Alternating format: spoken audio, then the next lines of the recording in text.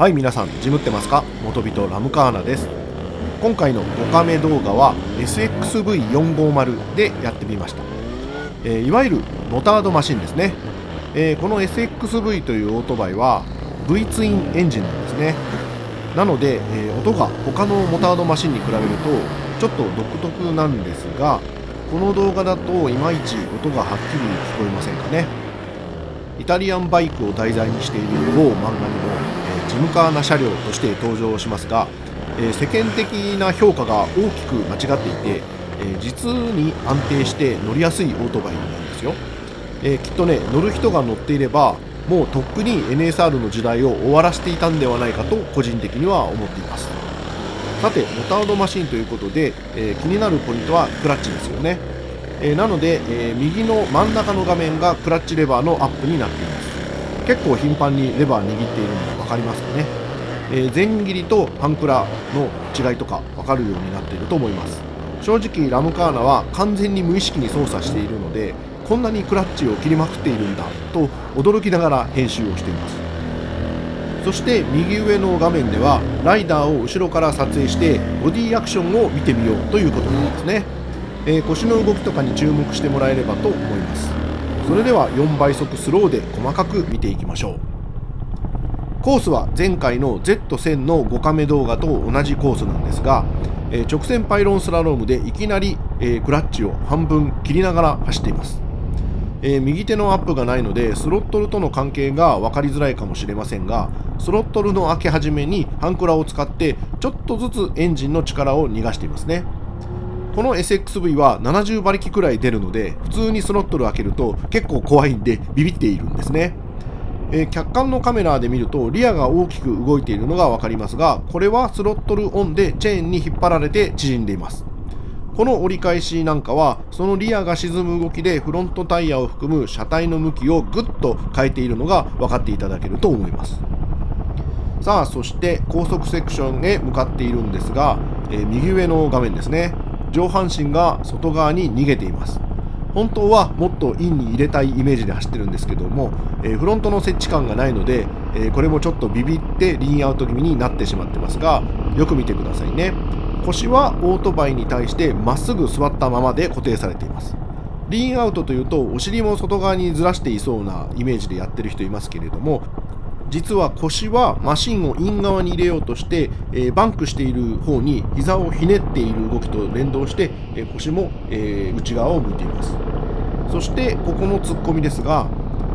腰も肩のラインもイン側に向いているの分かりますかね。そしてこんなそこそこスピードが出ているターンでもハンクラッチ使ってますね。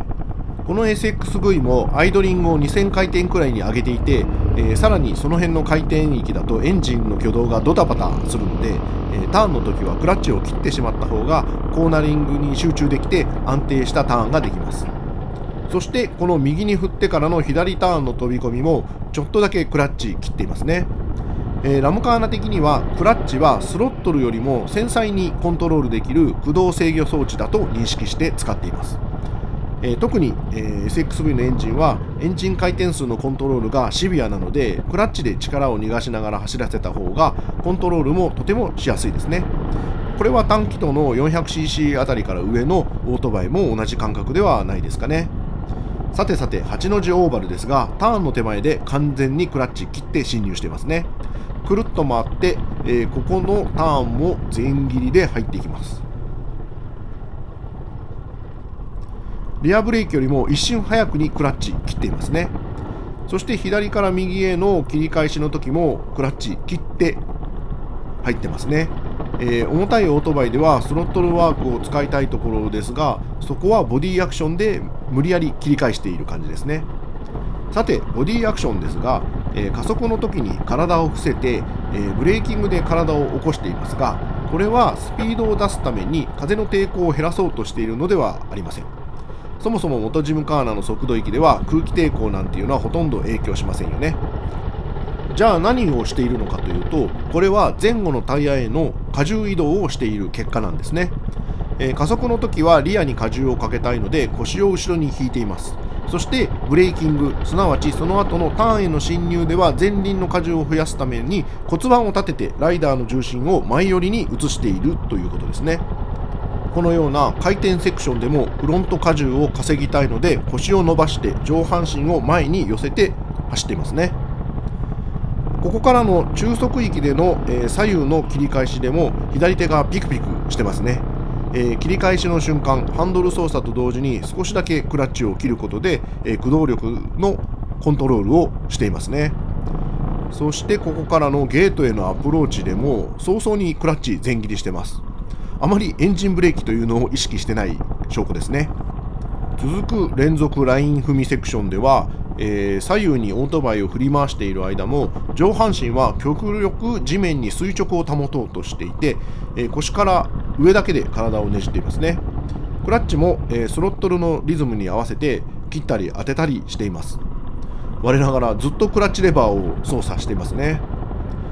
そしてここから回転セクションに向かうわけですが、もうアプローチからクラッチ切ったまま入ってますね。そして270度くらい回ってからじわっとハンクラッチを当て始めます。この時スロットルはブレーキレバーにかけた指の角度でスロットルを握る手自体を固定してエンジンの回転数を一定に保っています。そしてリアブレーキとクラッチ操作で回転中のスピードをコントロールしています。さらにリアブレーキを離すとオートバイのバンク角が深くなり、オートバイを起こしたいときは逆にリアブレーキをかけるという操作ですね。ちなみにラムカーナは回転中イン側の膝は力を抜いています。極端な話、左回転の時は左足はステップからもタンクからも足を離した方が回りやすいです。今一瞬足を戻すのが映ってたと思いますね。最後の右回転ですが、上半身は外側に沿っていますが腰はマシンの真ん中に残っています。そして、肩のラインはしっかり、回転していく方向に向いているのが分かってもらえると思います。そしてゴールの時は骨盤を立ててフロント荷重を多くしてブレーキングというわけです。さあ、今回はモタードマシンでしたがいかがでしたでしょうか。次はもう少しアベレージ速度の高いコースなんかでもやってみたいと思います。